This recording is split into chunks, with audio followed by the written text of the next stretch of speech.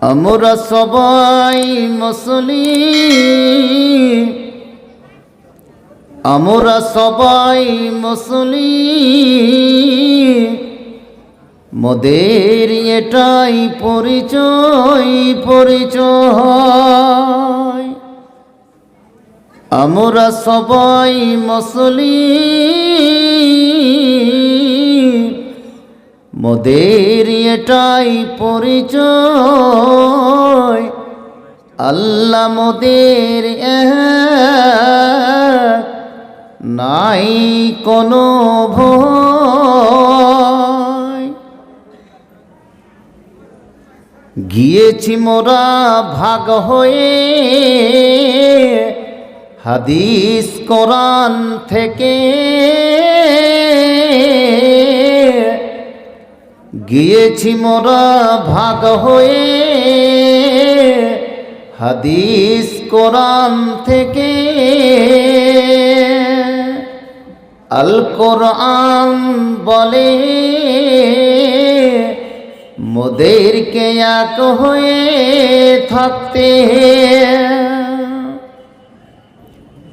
নাই কোনো ভেদাভেদ, নাই কোনো ভেদাভেদ, মোদের ধর্ম একটাই। ইসলাম সবার সেরা এ দুনিয়ায় দুনিয়ায়। বলো সবে মুসলিম, বলো সবে উচ্চ কণ্ঠে মোরা মুসলিম, এটাই মোদের পরিচয়। ইসলাম ছাড়া কোনো উপায় নাই, হাদিস কোরআন না মানলে মুসলিম তারা নয়, তারা মুসলিম নয়।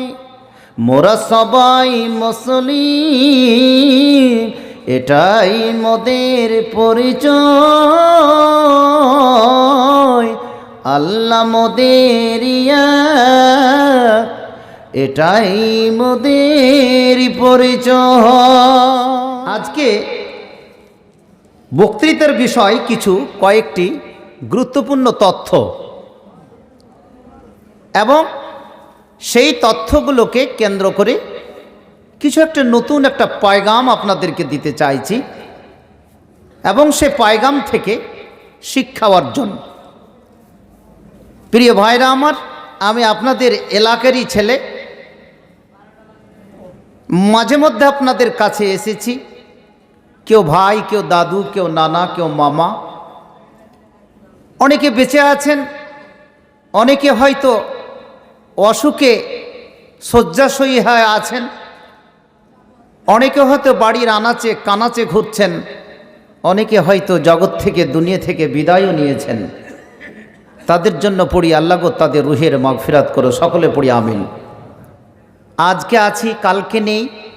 আজকে এখানে থাকে, যখন বাড়ির পথে রওনা হব, আস্তে আস্তে দুটো মৃত্যুর খবর।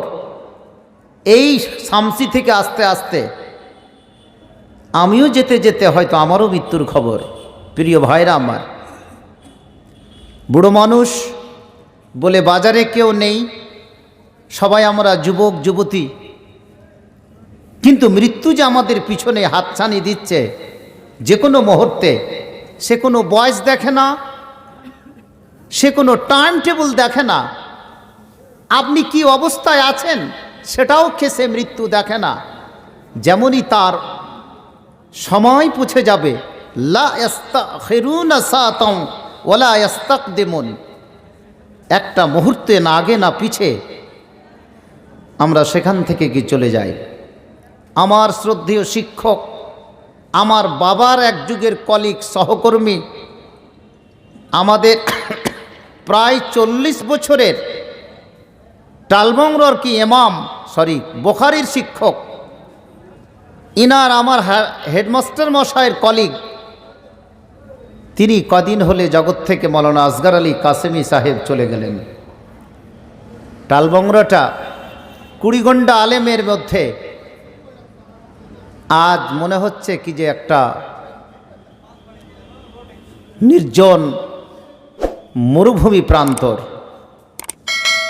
ভাবিনি যে উনি আমাদেরকে ছেড়ে চলে যাবেন, কিন্তু মানুষ যখন চলে যায় তখনই তার গুরুত্ব বুঝে। প্রিয় ভাইরা আমার, পবিত্র কালাম পাক আমাদের কাছে আছে। বক্তৃতার ভূমিকায় বলছি কয়েকটি কথা। আজকে আমরা জালসা শুনছি কিন্তু কোরআন পড়ি না, খুব দুঃখজনক কথা। মসজিদের জালসা, এবছরের যতগুলো আমি জালসা করেছি, এই পাকড় থেকে নিয়ে আর মুর্শিদাবাদ, নদিয়া, বীরভূম থেকে নিয়ে আমি প্রত্যেকটা জায়গায় কিন্তু কাস্টে কাস্টে যেইভাবে হোক প্রত্যেককে আমি বাঁশ দিয়ে কথা বলেছি যে আজকে আমরা কোন পর্যায়ে। একটা মুসলিম ঘরের ছেলে একটা কোরআন পড়তে জানি না, একটা কোরআনের আয়াতও বুঝি না, আবার জালসা যখন করি তখন বেশ তার পিছনে সবাই ছুটে চলি। তো জালসা করেই যদি আমি পরিত্রাণ পেয়ে যাই তাহলে প্রয়োজন নেই কোনো মসজিদ করার, কোনো মাদ্রাসা করার, কিছুই করার। কোরআনে মাজিদে 25টা নবীর জিকির আছে। কটা নবীর? কটা? মুলবি সাহেবরা খুতবাতে দাঁড়িয়ে বলে থাকে 1,24,000 পয়গাম্বর। হাদিসটা কতখানি কি আছে? অগণিন কি নবী পৃথিবীতে এসেছেন। এটাও মনে করেন যে মিলানগড়েও কোনো নবী এক যুগে এসেছে, এটা মেনে নিতে হবে। কারণ আদম যদি শ্রীলঙ্কার মাটিতে এসে থাকে তো ইব্রাহিম নবী হেব্রনে এসেছিলেন, একটা জায়গা, একটা শহর। মুসা এসেছিলেন মিশরে। হযরতে লূত আলাইহিস সালাতু সালাম এসেছিলেন সেই সুদ্দুম এলাকা, একটা বিরাট শহর। হযরতে শুআয়ব এসেছিলেন কি মাদায়েনের মাটিতে। হযরতে ঈসা এসেছিলেন বেথলেমে এবং হযরতে সুলাইমান এসেছিলেন জেরুজালেমে। এইভাবে করে করে প্রত্যেকটা নবী এক একটা এলাকা থেকে পৃথিবীতে এসেছে। তবে সমসাময়িক একই সময় 2-4 জন নবী কিন্তু থেকেছেন। যেমন সমসাময়িক নবী হযরতে লূত এবং ইব্রাহিম একই সময়ে ছিলেন। হযরতে সুলাইমান এবং ইউসুফ একই সময়ে ছিলেন। হযরতে শুআয়ব এবং মুসা একই সময়ে ছিলেন, কিন্তু এলাকা ভাগ ছিল।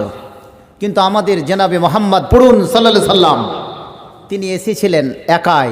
তার আগে পিছে তার সঙ্গে কোনো নবী ছিল না। তাকে এই পুস্তকখানা দিয়ে পাঠানো হয়েছিল এর প্রচার করার জন্য।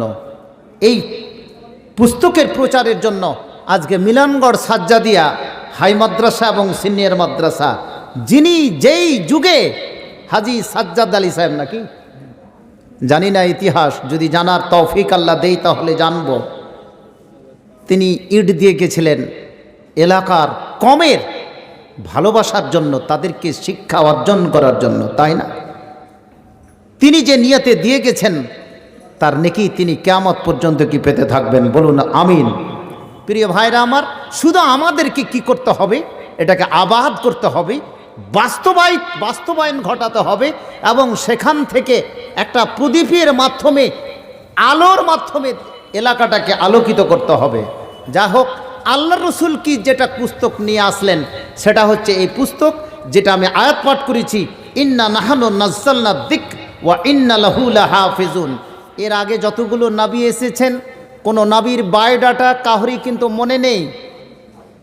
এতগুলো বছর, আদম যে 1000 বছর বেঁচেছেন, হযরতে নূহ যে 950 বছর পর্যন্ত কি বেঁচেছেন, আরও নবী 100 বছর করে বেঁচেছে, 80, 150, 200 বছর করে বেঁচেছে। কাউরি জীবনের বায়োডাটা আংশিক, তাদের জীবনের সম্পূর্ণ জিনিস কিন্তু পাওয়া যায় না। কোরআনও ধরেনি, কোরআন যেখানে বলেনি, হাদিস যেখানে বলেনি, কোনো খতিব, কোনো বক্তা এখানে করে দাঁড়িয়ে যদি বলে তাহলে সেটা ভুল হবে বেশি বেশি করে। কারণ মা আতাকুমুর রাসূল ফাখুদুহু ওয়া মা নাহাকুম আনহু ফান্তাহু। যতটুকু কোরআন বলেছে, তোমার আল্লাহ এবং আল্লাহর রাসূল বলেছে, অতটুকু তুমি বলো এবং অতটুকু তুমি শোনো। প্রিয় ভাইরা আমার, আজকে যদি ইঞ্জিল দেখি, আসল ইঞ্জিল খুঁজে পাবেন না, খোদাবক্স লাইব্রেরিতে পাবেন না, এসেটিক সোসাইটি লাইব্রেরিতে পাবেন না, কেমব্রিজ অক্সফোর্ডে আপনি কি পাবেন না। আপনি যদি তাওরাত দেখেন, সমস্ত কিছু বিলুপ্ত হয়ে গেছে, আসল জিনিস কিছুই নেই তার। কিন্তু কোরআন এখনো পর্যন্ত আছে, বলুন আলহামদুলিল্লাহ। এটা যেদিন বিলুপ্ত হয়ে যাবে, ভালো করে শুনবেন, যেদিন সূরা ফাতিহা থেকে নিয়ে সূরা নাস পর্যন্ত 114টা সূরার সম্পূর্ণ অলরেডি আপনি মিটে যাবে, তখন বলছে হাদিসে কি ফান্তাজরি সা, তুমি কিয়ামতের অপেক্ষা করো। আজকে যদি মুসলমান ঘরের বাচ্চারা মক্তবকে উঠিয়ে দিয়ে, মাদ্রাসার শিক্ষাকে উঠিয়ে দিয়ে কোরআনের শিক্ষা থেকে যদি দূরীভূত থাকে, বিড়ি হুক্ক মদে যদি এখানে করে কি মদ কাটায়, আমার ছেলে আজকে একটা কোরআন পড়তে জানে না, আমিও নিজে জানে না, তাহলে সে ও দাবি করে কি করে যে কোরআনের শিক্ষা আমি পৃথিবীতে বাস্তবায়ন করব। প্রতিটি মানুষের কাছে কিন্তু হিসাব নিয়ে নেবে। প্রিয় ভাইরা আমার, কথাগুলো খুব ব্যথা বেদনে নিয়ে বলছি। আমরা কোন পথে, পৃথিবী কোন পথে চলছে আর আমরা কি কোন পথে চলছি। কারণ এই কোরআন মাজিদটা কেন হয়েছে, এটা হয়েছে কি ডিউরিং দ্য কি প্রফেসি ইট হ্যাজ বিন কি রিটেন, এটা কিন্তু তখনই লেখা হয়েছিল যখন এটা গারে হেরা অবতীর্ণ হয়। বাট কিন্তু ইঞ্জিল, তাওরাত, জুবুর, যতগুলো পুস্তক আকাশে থেকে এসেছে, এই সমস্ত পুস্তকগুলো ইট হ্যাজ বিন কি রিটেন, এটা লেখানো হয়েছিল আফটার 700 ইয়ার্স। এটা 700 বছর পরে লেখা হয়েছে। কত? তাহলে 700 বছর পরে যদি লেখা হয়, সেটা আবার ইংলিশে ট্রান্সলেট করে, তাহলে ইংরেজি ট্রান্সলেট করতে গিয়ে আসল তথ্যটা কি তারা কিন্তু ভুলে গেছে। প্রিয় ভাইরা আমার, আজকে একটা কথা মনে পড়ল, আমি বলেছি কিছু বিশেষ তথ্যমূলক তাত্ত্বিক আলোচনা করতে। এই কোরআনে মাজিদের প্রথম অনুবাদ বাংলা থেকে করেছিল কে? গিরিশচন্দ্র সেন। সবাই জানি নাকি? সবাই বলেন গিরিশচন্দ্র সেন, কিন্তু আসল তথ্যটা আমরা কেউ জানি না। একটা হিন্দুর বাচ্চা, গোড়া হিন্দুর বাচ্চা আজকে এর ট্রান্সলেট করেছে, বঙ্গানুবাদ করেছে বাংলায়। এটা আডাহা ভুল। নারে তাকবীর! কেন ভুল? আপনাকে তাত্ত্বিক আলোচনা করছে আজকে। এই জিনিসটার খণ্ডনটা আপনারা দেখে নিতে পারেন। মিডিয়া এবং ইন্টারনেট জগতের কতগুলো জায়গা আপনাকে বলে দিচ্ছি, আমি যদি ভুল বলি। দৈনিক সংগ্রাম 2018 সালের 6 জুলাই, তাছাড়া দৈনিক ঢাকা পোস্ট 7 সেপ্টেম্বর 2018, মাসিক মদিনা বলে একটা পত্রিকা বের হয়, যেটা 2004 সালের, সেটা প্রশ্ন উত্তর পর্ব। এইভাবে করে করে অনেকগুলো তার রেফারেন্স আছে। কোরআন মাজিদের প্রথম কি অনুবাদ করেছিলেন সেটা গিরিশচন্দ্র সেন নয়, কারণ প্রথম অনুবাদ করেছিলেন এই ভাইরা, তুমি বসে যাও। প্রথম যিনি অনুবাদ করেছিলেন তিনি হলেন মাওলানা আমিরউদ্দিন সাহেব বুসনিয়া। 1808 সালে এই প্রথম তার কি জন্ম, আর এই অনুবাদটাকে পূর্ণাঙ্গ দিয়েছিলেন মাওলানা কি আমিরউদ্দিন নাইমুদ্দিন সাহেব, যিনি 1836 সালে তিনি পূর্ণাঙ্গ কি অনুবাদ করেছিলেন। নারে তাকবীর! তাহলে গিরিশচন্দ্রের নামটা কি করে হয়? ওদিকে 1808, ভালো করে আমার সঙ্গে হিসাব করে চলবেন। আর 1808 সালে প্রথম এর অনুবাদ শুরু করলো আরবি থেকে বাংলা, সেটা হচ্ছে মাওলানা আমিরউদ্দিন সাহেব। আর মাওলানা কি নাইমুদ্দিন সাহেব সেটাকে পূর্ণাঙ্গতা দান করলেন 1836 সালে। গিরিশচন্দ্রের জন্ম হচ্ছে 1835, মৃত্যু হচ্ছে 1910। হিসাবটা কষে নিন।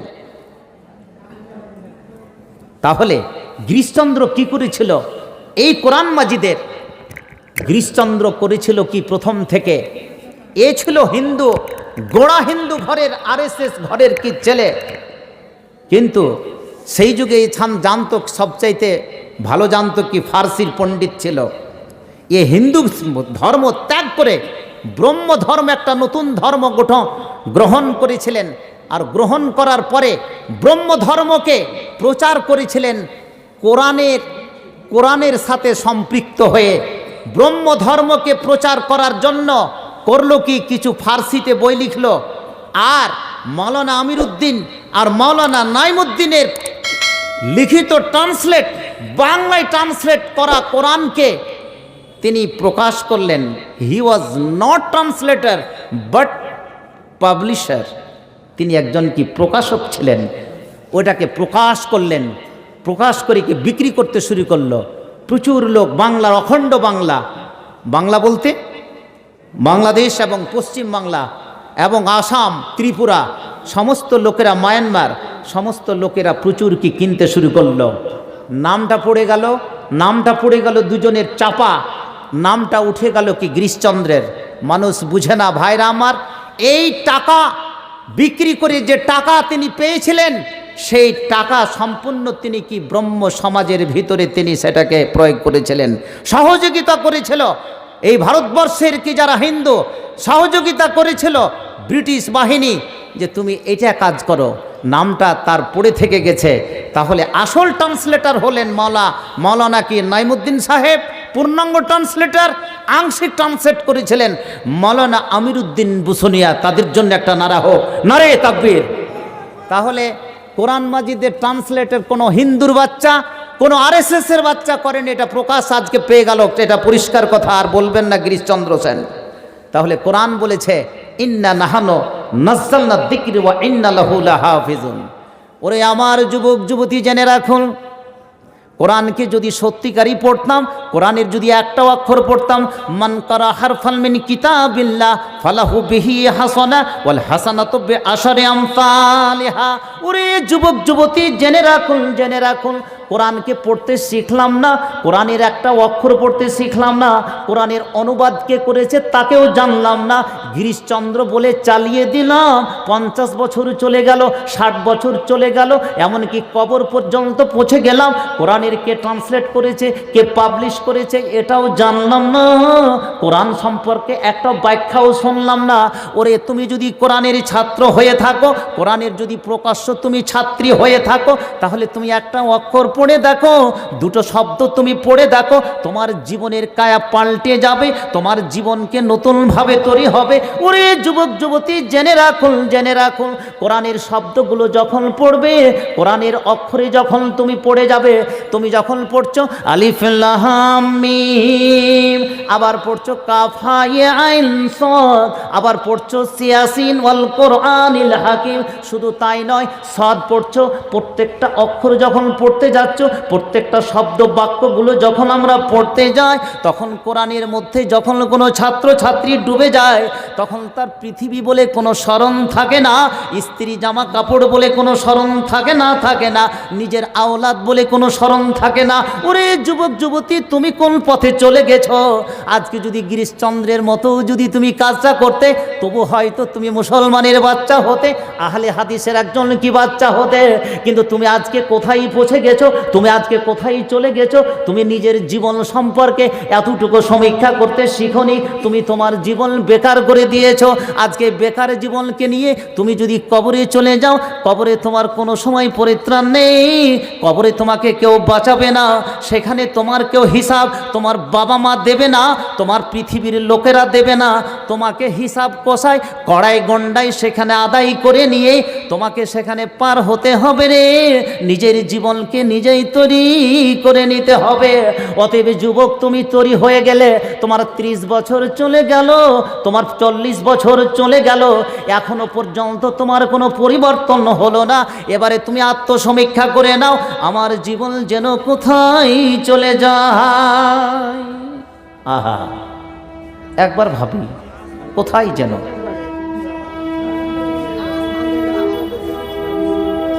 এই কোরআন প্রত্যেকটা মানুষের ব্রেনে দেয়নি, হার্টে দিয়েছে। কোথায়? হার্টটা ডান দিকে আছে না বাম দিকে? বাম দিকে না, নিজে বুঝতে পারছি কি যে এখানে করে আছে। এই হার্ট আজকে কোরআনে মাজিদ ব্রেনে নেই কোনো মানুষের। আল্লাহ তাআলা যে কোরআনে মাজিদ নাজেল করেছিলেন, সেটা নবীর ব্রেনে দেয়নি, হার্টে দিয়েছে। কোরআন বলছে নাজ্জালাহু ফি কলবিকা বিইذনিল্লাহ, কোরআনে মজিদ নাজিল করা হয়েছে তোমার হার্টে, তোমার হৃদয়ে। মানুষের বর্তমান মেডিকেল সায়েন্স বলছে প্রত্যেকটা মানুষের মাথাতে 2300 কোটি সেল আছে। তার মানে যদি 2300 কোটি সেল থাকে মগজটায়, তাহলে একটা রিক্সা চালকের আছে, একটা ভ্যান চালকের আছে, একটা গ্যারেজে কাজ করে তারও আছে। যতগুলো লোক যুবক যুবতী জালসা শুনছে প্রত্যেকের মাথাতে 2300 কোটি সেল আছে। বলুন আলহামদুলিল্লাহ, বলুন। কালকে ব্রেনটাকে খুলে দেখবেন, কোনো গ্যারেজে নিয়ে যাবেন কোনো ডক্টরের কাছে, যে তার কাছে সত্যি 2300 কোটি সেল আছে কিনা। ওবায়দুল্লাহ ফালাই বলছে এক। আর এখানে করে রয়েছে যে হার্টটা আমাদেরকে দিয়েছে, মেডিকেল সায়েন্স বলছে এখানে প্রায় 40,000 সেল দিয়ে গঠিত এই যে হার্টটা। কিন্তু কোরআন নাজেল হয়েছে ব্রেনে নয়। বলে অনেকে এই ছেলেটা খুব ব্রিলিয়ান্ট, কিন্তু ব্রেনে কি সমস্ত কথাগুলো থাকে? একটা মানুষের ব্রেনে যদি কথাগুলো থাকে তাহলে she or he would be mad, সে পাগল হবে, অল্প দিনের মধ্যে পাগল হয়ে যাবে। সমস্ত কিছু থাকে কোথায়? হার্টে। সাপোজ দ্যাট আপনাকে একটা যুক্তি দিয়ে বুঝায়, এটা কি করে বুঝলো? আগে বুঝতে পারেনি। বর্তমান যুগে যখন থেকে হার্ট সার্জারি শুরু হলো, হার্ট অপারেশন শুরু হলো, হার্টকে যখন কাটাকাটি শুরু হলো, তখন বর্তমান মেডিকেল সায়েন্সেরা এটা প্রমাণ করেছে যে সমস্ত জিনিস জমা হয় কোথায়? হার্টে, অন্ত্রকরণে, সেটা কিন্তু ব্রেনে নয়। কথাগুলো ভালো করে বোঝার চেষ্টা করবেন। কোরআন বলে দিচ্ছে নাজ্জালাহু ফি কলবিকা বিইذনিল্লাহ। আল্লাহ রাসূলকে বলছেন সমস্ত কিছু, যা কিছু হটিভার, যত কিছু কি নাজেল হয়েছে, যত কিছু অবতীর্ণ হয়েছে, সেটা তোমার ব্রেনে দেওয়া হয়নি, সেটা তোমার কোথায় দেওয়া হয়েছে? হৃদয়ে, অন্তরে। আরও আপনাকে নিয়ে চলে যাচ্ছি, সূরা হজে আয়াতটা বলছে আফলাম ইয়াসিরু ফিল আরদি ফাতাকুনা লাহু ফাতাকুনা কুলুবুই ইয়াফকাহুনা বিহা। তোমরা কি পৃথিবীতে ঘুরে ঘুরে দেখোনি? ঘুরে ঘুরে দেখো না। যত তুমি পৃথিবীতে সফর করবে তত তুমি শিখবে। তোমার কুলুবুন শব্দ ব্যবহার হয়েছে, ওখানে করে কোনো মগজ আর জেহেনের শব্দ ব্যবহার হয়নি। এটা কোরআনের শব্দ, যে শব্দটা বলছে যে তোমার হৃদয় সেটাকে শিখবে। আজকে তুমি তাজমহল দেখতে গেছো, আজকে তুমি দার্জিলিং দেখতে গেছো, আজকে তুমি কলকাতার ভিক্টোরিয়া মেমোরিয়াল হল দেখতে গেছো, সেখান থেকে শহীদ মিনার দেখতে গেছো, সমস্ত কিছু তোমার শিখছে সে হৃদয়। হৃদয় সেটা ট্রেজার করে রাখছে। প্রিয় ভাইরা আমার, আজকে এই হার্ট সার্জারিতে ধরা পড়েছে কি, কিছুদিন আগে ব্রিটেন, আমেরিকা আর ফ্রান্সের মতো যে উন্নত মানের কি রাষ্ট্রগুলোতে যখন এটা ওপেন হার্ট সার্জারি হলো, যখন অপারেশন হলো, একটা লোক চলতে চলতে পুকুরের ধারে চলতে চলতে হঠাৎ ডুবে গেল। ডুবে যাওয়ার পরে লোকটির কি মৃত্যু ঘটে। মৃত্যু ঘটার পর তার তখনও পর্যন্ত হার্টটা কিন্তু প্রায় ঠিক ছিল। নিয়ে যাওয়া হলো, হসপিটালাইজ করা হলো, হার্টটাকে বের করে নেওয়া হলো। ওই হার্টটাকে দিয়ে দেওয়া হলো কোনো ভালো মানুষের হৃদয়ে। আজকে বর্তমান যদি হার্টটাকে অপারেশন করার পরে অনেক সময় দেওয়া হয়, সেটাকে প্লাস্টিক সার্জারি করে দেওয়া হয়। একটা প্লাস্টিকের হার্টের কি জাম থাকে ভাই? আল্লাহর দেওয়া হার্ট, মানুষের রক্ত মাংসের হার্ট, আর প্লাস্টিকের হার্ট যদি দিয়ে দেওয়া হয়, প্লাস্টিকের যেমন কোনো জান নাই, কিছু নেই, ওইরকম চুপচাপ বসে থাকবে, কোনো কথা বলবে না। প্রিয় ভাইরা আমার, ওই যে হার্ট, ওই হার্টটাকে দিয়ে দেওয়া হলো কোনো মানুষের। এবারে কিছুদিন পরে ওই লোকটাও কিন্তু সেরকম পুকুরে গিয়ে ঝাঁপ দিয়ে কিন্তু মারা গেল। কারণ কি? কারণ হচ্ছে তার হার্টটাই ছিল কি খারাপ। সে টেনশনে ভুগত এবং বিভিন্ন রকম ডিপ্রেশনে ভুগত, বিভিন্ন রকমের অন্যায় অবিচারে কি ভুগত। যার যেরকম হার্ট হবে, ওই হার্টটাকে যদি অন্য কোনো মানুষের দেহে ট্রান্সফার করা হয়, সে ওইরকমই কথা বলবে, ওইরকমই আচরণ করবে। আজকে বর্তমান যুগে, বিজ্ঞানের যুগে এটা প্রমাণ হয়ে গেল। মানুষের দেহে ফুসফুসটাও আছে, হার্টের পাশাপাশি ফুসফুস আছে। ফুসফুসটাকে যদি সরিয়ে নেওয়া হয়, আমরা বুঝি যে হার্ট শুধু মিনিটে সেকেন্ডে শুধু পাম্প করছে, শুধু রক্ত পাম্প করছে, আর কাজ শুধু শ্বাস প্রশ্বাসের কাজ না, এটা কাজ নয়। এর অনেকগুলো কাজ আছে যেটা আমরা বুঝি না। ফুসফুসকে যদি টেনে নেওয়া যায় আপনি কথা বলতে পারবেন না, শেষ, আপনি একেবারে নিস্তেজ হয়ে যাবেন। আপনি শ্বাস প্রশ্বাসের যে শুধু কাজ করবেন সেটা নয়, তার সঙ্গে সঙ্গে আপনাকে সঠিকভাবে পৃথিবীতে পরিচালনা করার, সঠিকভাবে জ্ঞান দান করা, বুদ্ধিজীব করা, সেটা ফুসফুসের কাজ। ফুসফুসটাকে টেনে নিলে আপনি কিন্তু একেবারে নির্জীব হয়ে যাবেন। ওরে আমার ভাইরা আমার, জেনে রাখুন, কোরআন যদি আল্লাহ তাআলা বললেন নাজ্জালাহু ফি কালবিকা বিইذনিল্লাহ, আল্লাহ রসুলকে বলে দেওয়া হলো, ওরে আমার প্রিয়ত হাবিব জনাবে মুহাম্মদ পড়ুন সাল্লাল্লাহু আলাইহি সাল্লাম, এ কোরআনে মাজিদ তোমার ব্রেনে আমি আজকে দিইনি, এই কোরআন আমি তোমার হৃদয়ে দিয়ে দিয়েছি। ফি কলবিকা বিইذনিল্লাহ, আল্লাহর আদেশে, কিন্তু কোনো শয়তান, কোনো কন্ডম, কোনো বেঈমানের আদেশে নয়, আল্লাহর আদেশে। হযরতে জিবরিল আলাইহিস সালাতু ওয়াস সালামের মারফতে নবীর হৃদয়ে এটাকে ঘুচিয়ে দেওয়া হয়েছে। আহা হা, কি বলছে? ওরে আমার ভাইরা, কি জেনে রাখুন, এ হৃদয়ে যখন মানুষের হৃদয়ে কোরআন চলে আসে, কোরআন যখন পড়তে থাকে, কোরআন পড়তে পড়তে হৃদয়ে যখন পরিবর্তন হয়ে যায়, হৃদয়ে যখন ট্রেজার হয়ে যায়, এখানে করে যখন কি জমা হয়ে যায়, মানুষের হৃদয় যখন পরিবর্তন হয়ে যায়, তখন সে একজন কি প্রকৃত মানুষ। হাদিস বলছে, ইদা ফাসাদাত ফাসাদাল জাসাদু কুল্লুহু ওয়া ইদা সালুহাত সালুহাল জাসাদু কুল্লুহু আলা ওয়াহিয়াল কালব। ওরে আমার যুবক যুবতী, জেনে নাও, মানুষের হৃদয় যদি সঠিক হয়ে যায়, মানুষের হৃদয় যদি সঠিকভাবে কাজ করে, তাহলে ভাববো যে এটা সঠিক মুসলমান, সঠিক ইসলামের ছাত্র, সঠিক কোরআনের ছাত্র। আর যদি হৃদয় পরিবর্তন হয়ে যায়, সেটা যদি প্লাস্টিক সার্জারির হয়ে যায়, সেটা যদি প্লাস্টিকের দিয়ে দেওয়া হয়, প্লাস্টিকের যেমন কোনো জান নাই, যেমন সে কথা বলতে পারে না, জড়সড় হয়ে যায়। ওরে মানুষ, তুমি জেনে রাখো, কোরআন মানুষ যখন পড়তে পড়তে তার হৃদয় যখন সতেজ হয়ে যায়, তখন তার হৃদয় কি প্লাস্টিক সার্জারি থাকে না, সে একজন প্রকৃত মানুষ হয়ে যায়। ওরে আমার ভাইরা আমার, জেনে রাখুন, আজকে যদি কোরআনের আমি প্রকৃত ছাত্র হতাম, নবী যেমন ছাত্র ছিলেন, তাহলে আমার হৃদয় সতেজ হতো, ব্রেন সতেজ হতো, মুড সতেজ হতো। আমি কোরআনকে ভালো করে বুঝতাম, নবীর আদর্শকে ভালো করে বুঝতাম, এবং পৃথিবীতে নতুন সমাজে একটা নতুন আমি ফলগু ধারা কায়েম করতাম, নতুন একটা জিনিস নিয়ে আসতাম, নতুন সংবাদ নিয়ে আসতাম। কিন্তু আমি নিজেও বুঝি না, অপরকে বুঝাবারও চেষ্টা করি না, এই জন্য আমাদের অবস্থা এই অবস্থায় পৌঁছে যায়। আহা, চটচট করে আরো দু চারটি কথা, মাত্র দুটি কথা, বক্তৃতা একবারে শেষের দিকে নিয়ে যাচ্ছি।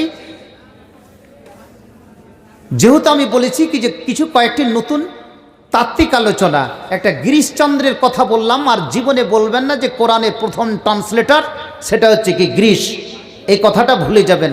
সেটা বলবেন মৌলানা আমিরউদ্দিন সাহেব। কি বলবেন? মৌলানা আমিরউদ্দিন সাহেব অথবা মৌলানা নাইমুদ্দিন সাহেব, এনারা দুজন কাজ করেছেন। এবারে আসি, আমাদেরকে কোন কোন জায়গায় ভুল তথ্যের মধ্যে ফেলে রেখেছে। আজকে টুপি, পাগড়ি, পাঞ্জাবি দেখলেই বাস, ট্রেনে, বিভিন্ন জায়গাতে আর সফর করা যায় না। মুলবি সাহেব যদি সফর করে, দাড়িটিকে ঘুচাবার চেষ্টা করে, মাথায় টুপিটাও কিন্তু নামিয়ে নিই। ঠিক বলছে না বেঠিক? কথাই বলছে না তো। একজন মুসলিমের আইডেন্টিফিকেশন যে তুমি টুপি মাথায় দিবে খালি মসজিদে, বাজারে দিবে না। টুপি মাথায় দিবে শুধু মসজিদে, তুমি হরিশ্চন্দ্রপুরের বাজারে দেবে না। টুপি মাথায় দিবে তুমি শুধু ঈদগাহ, 2 ঈদ পড়ার জন্য। আর যেদিন বিয়ে শাদী করতে যাবে সেদিন একটা বড় টুপি দিয়ে, ওই একজন বড় একজন সুফি সাফা, না হলে হয়তো ওকে বেটিও দিবে না। এখন কিন্তু সে প্রথা নেই। ওই টুপিটাও যদি দিত তা হতো, ওই টুপিটা আর পাওয়া যায় না কিন্তু। ঠিক বলছি না বেঠিক? এখন হরেক রকম বিভিন্ন রকমের জিনিস। তাহলে মসজিদে আমি যখন যাচ্ছি তখন টুপি, বাসে গেলে তোমার ভয় যে আমাকে টুপি মাথায় দিলে কি বলবে, আমি অফিসে গেলে টুপি মাথায় দিলে কি বলবে, আজকে যদি আমি পার্লামেন্টে যাই টুপি মাথায় দিলে কি বলবে। তাহলে what's your identification as a Muslim? তাহলে তোমার মুসলিম হিসেবে তোমার পরিচয়টা কি? টুপি মাথায় দেওয়া কোনো আলেম বলতে পারবে যে টুপি মাথায় দেওয়া ফরজ? মসজিদে কেউ বলতে পারবে যে মসজিদে যদি টুপি মাথায় না দিই? কোনো মুসাল্লিকে দেখি এমনি টুপি মাথায় দেয় না। ও যখন ওখানে করে গেল মসজিদে তখন পকেটে রাখা আছে, খুলে মাথায় দিয়ে দিল। আবার সেটা প্লাস্টিকের টুপি, কত কাঁচ পোটা কাউরি লেগে আছে। আহা, টুপি যারা সমাজে পরবে, মশলা ভালো করে চিনে রাখুন, আমি ফতেপুরে মশলাটা বলেছিলাম, টুপি যারা সমাজে পরবে তারাই মসজিদে গিয়ে টুপি দিবে, এটাই সঠিক। আর ও যদি সমাজে না দেয় ওখানে করে টুপি দেবে না, তাতে কোনো অসুবিধা নেই। তবে টুপিটা দাও ভালো, এটা আমি খারাপ বলছি না, কিন্তু টুপি নিয়ে যদি কোনো কেউ কথা বলে, আমি একজন মুসলিম, কেন আমরা বিভিন্ন সাউথ ইন্ডিয়া সফর করে দেখেছি, যোধপুর সফর করে দেখেছি, ওই জায়গাটা যেই জায়গাটাতে সালমান খান একটা হরিণ শিকার করে 1 বছর জেল খাটার, মাউন্ট আবু, সেখানকার মুসলিম সবজিওয়ালা, মাথায় একটা টুপি আছে, গেঞ্জি গায়ে দিয়ে আছে, this is the identification of সবজি ফরোশ। আমি একজন মুসলিম, একজন অফিসার, বাস চালককে দেখেছি, ড্রাইভার মাথায় টুপি, কি সুন্দর কি দাড়ি। তাহলে এটাই তো তোমার পরিচয়, তুমি তো সেখানে করে ছুপাচ্ছ কাপুরুষতার। নারে তাকবীর! পরিচয় দিতে গেলে সব জায়গাকে দিতে হবে, আজকে তো সেই জায়গাটাকে তো উঠে এসেছে। প্রিয় ভাইরা আমার, সব জায়গাটাকে হারিয়ে ফেলেছে। আজ নিজের ইতিহাসে মুসলিম বুঝে না, বুঝবে না তো তুমি আরবি পড়বে না, কোরআন পড়বে না, তোমার কোরআনকে যদি কেউ উঠিয়ে দেয়, যেমন Wasim Rizvi converted to Hinduism, এত বড় লোক মুসলমান থেকে হিন্দু হয়ে গেল, এরকম কত লোক মিলানগড় কালকেই তৈরি হয়ে যাবে 2-4টা।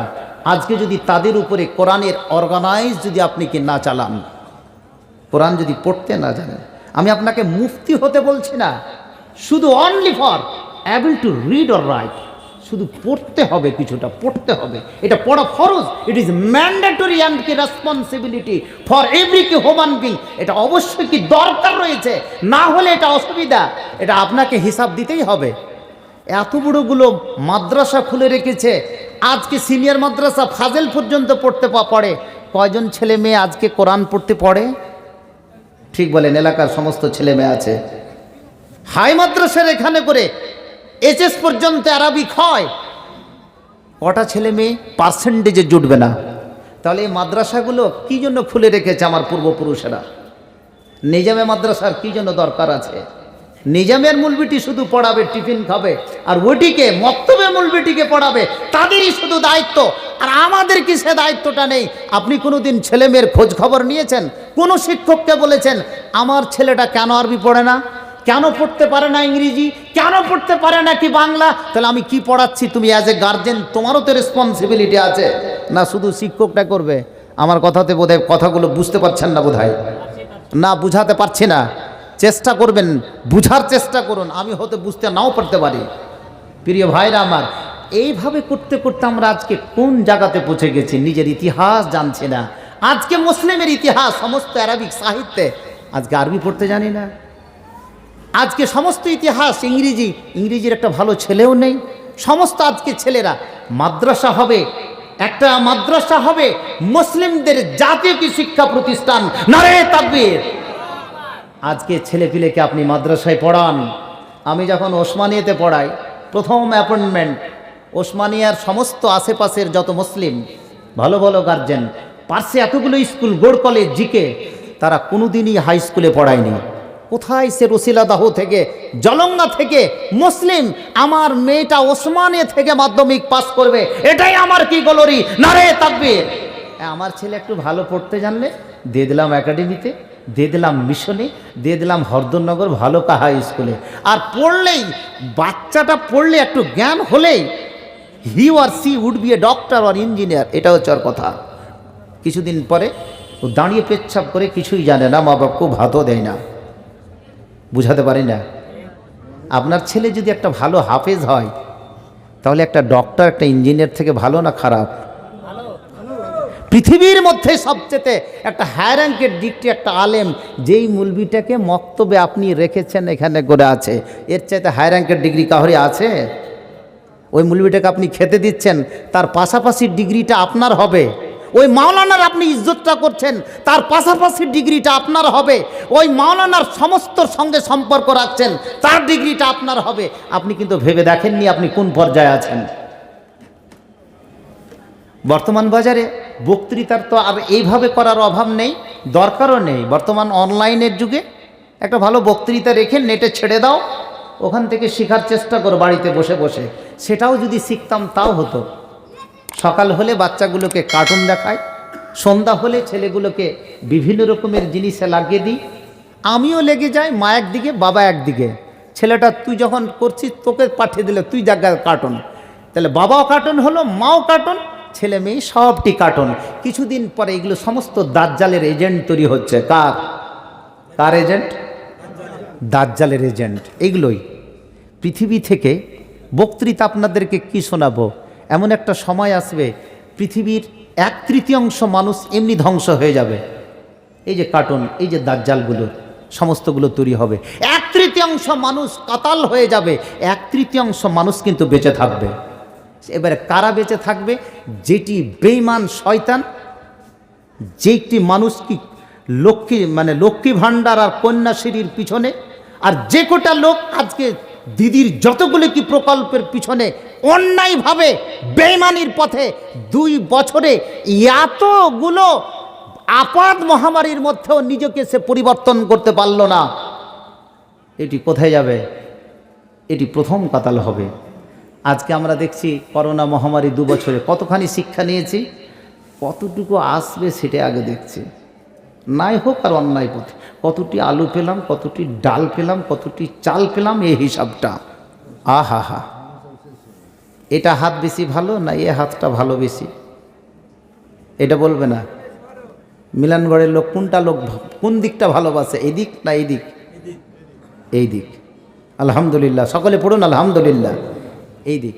আল্লাহ রসুল যখন কোনো জিনিস নিতেন, যে কোনো জিনিস, হয়তো একটা কলম কারোর কাছে নিয়েছে, 1 লোটা হয়তো পানি দিয়েছেন কোনো সাহাবী, সামান্য জিনিস একটু চেয়েছে, আহা চোখ দুটো লাল হয়ে যেত। আমি এটা চাইলাম, আমি পাবো লক্ষ্মী ভাণ্ডার, আমাকে নিতেই হবে। আহা, সাবধান মুসলমান, হাত পা দিয়েছে, চোখ দুটো দিয়েছে, সঠিকভাবে পয়সাটা উপার্জন করুন।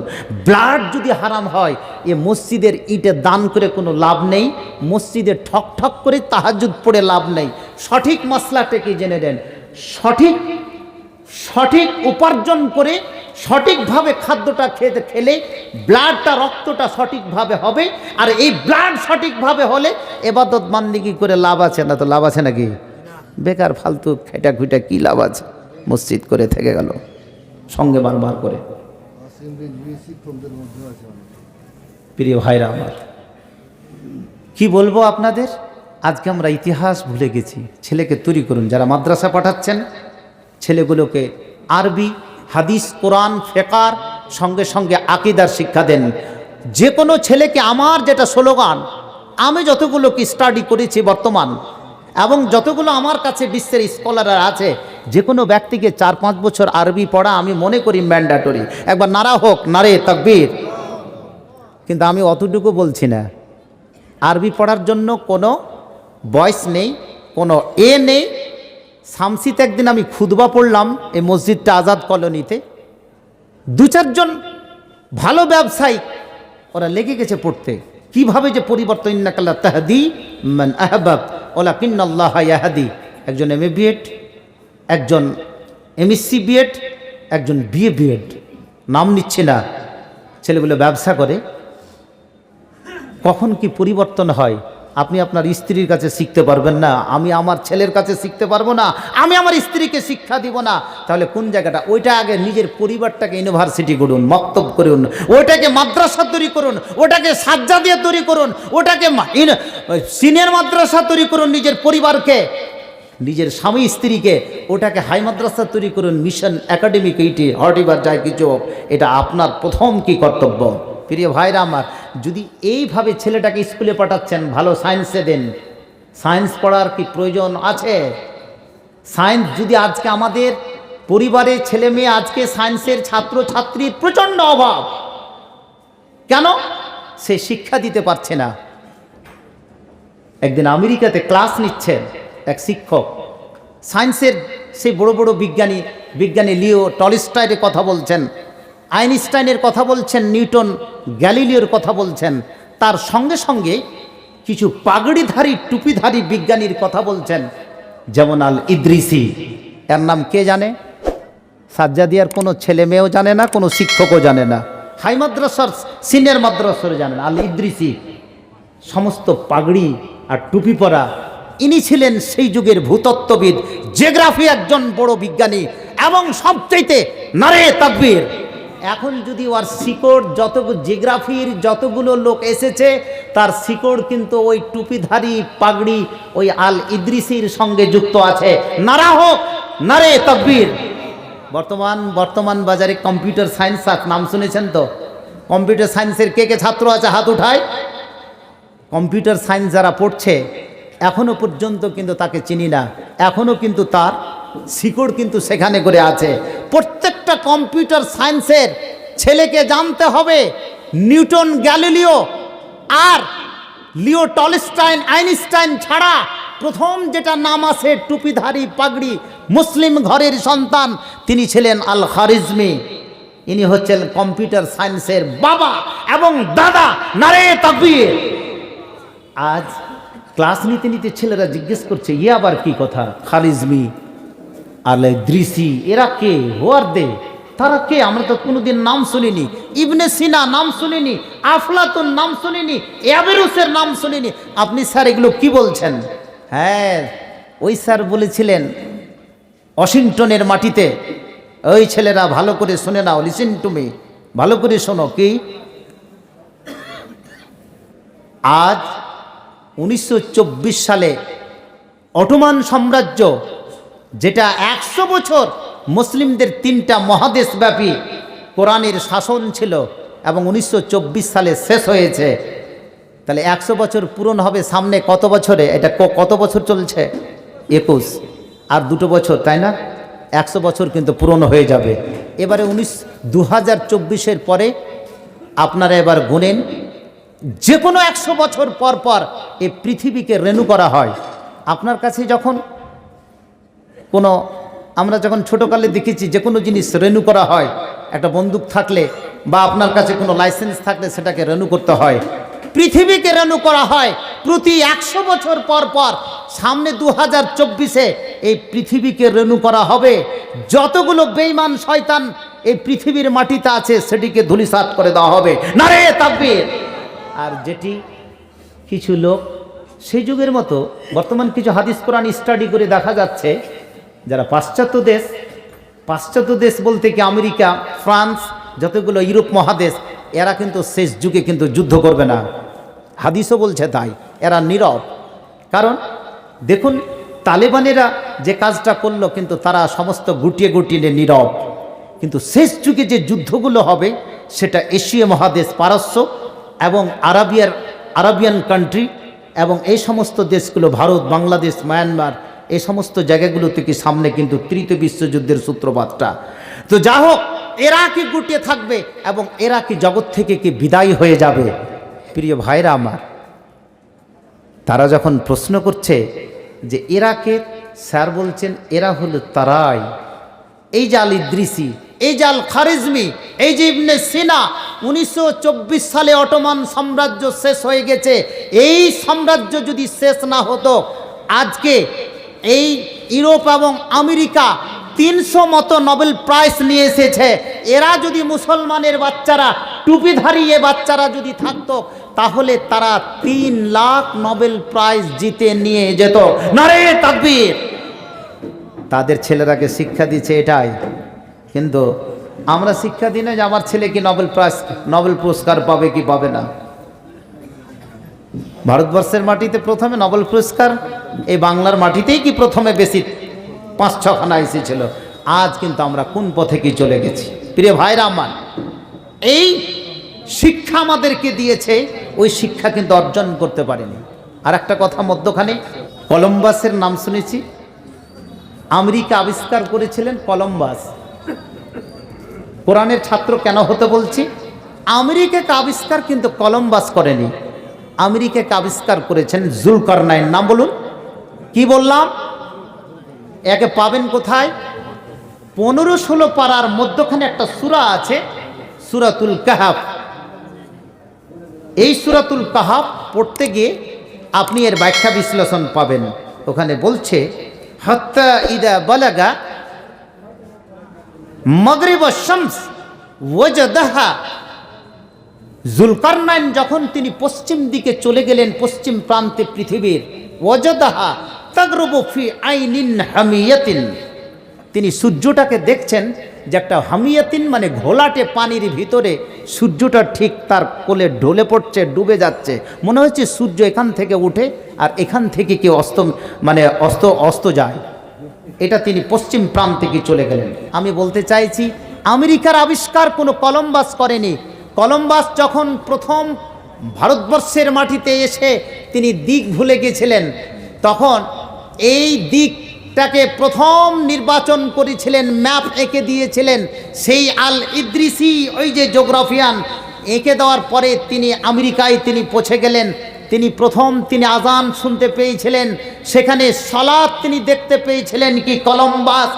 আর তার আগে সেটা হচ্ছে কি মোটামুটি কত বছর আগে আল্লাহ রসুল এসেছেন, মোটামুটি 1500 বছর আগে, কতশো বছর আগে, যেখানে করে মুসলিম ছিল, আজান দিত, তারা নমাজ পড়তো, কলম্বাস সেটা সেখানে করে দিয়েছে। তার আগে কোরআনে মজিদ যেটাকে অবতীর্ণ হয়েছে যে তাগরুবু ফি আইনিন হামিয়াতিন, সূর্যকে তিনি দেখতে পেলেন মনে হচ্ছে ঘোলাটে পানিতে ডুবছে। এই দৃশ্যটা জুলকারনাইন তিনি দেখতে পেলেন।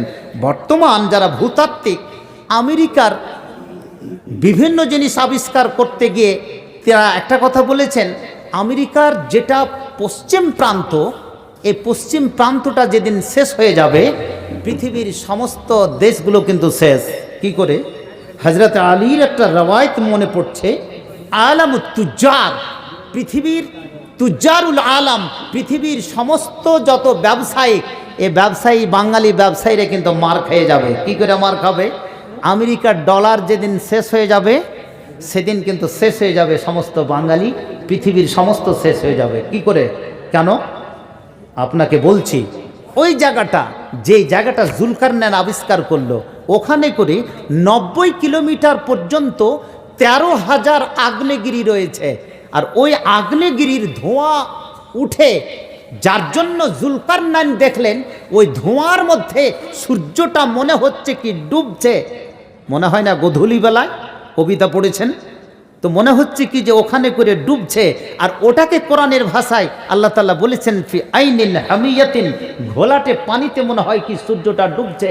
জুলকারনাইন দি গ্রেট, ওকে বলা হয়েছে জুলকারনাইন, যার শাসন পৃথিবী পূর্ব থেকে পশ্চিম আর উত্তর থেকে দক্ষিণ পর্যন্ত 4 জন সম্রাটের শাসন ছিল। তার মধ্যে শাহ সিকান্দার, যেই জুলকারনাইন, এই জুলকারনাইন দৃশ্যটাকে দেখলেন। তাহলে আমেরিকাটাকে কে আবিষ্কার করলো? কলম্বাস না জুলকারনাইন? ওর ইতিহাসের পাতাতে লেখা নাই, এই ইতিহাসের দরকার নাই। কোথায় লেখা আছে? It has been written into the holy Quran. কোথায় লেখা আছে? কোরআনে লেখা আছে। কিন্তু কোরআনের তো আমি ছাত্র নই, বগলে নিয়ে বাটাই বড়ে সেলফে রেখে দিই, আলমারিতে রেখে দিই সুন্দর করে। বাবা এটা তোর স্থান, এটা আমি তোকে পড়বো না, এটা জিনাত, এটা দেখার মতো, তোকে লাড়লে আমার কিন্তু গুনাহ আছে বা কিছু আছে। আহা, ওরে যুবক যুবতী জেনে রাখুন, আজকে আমি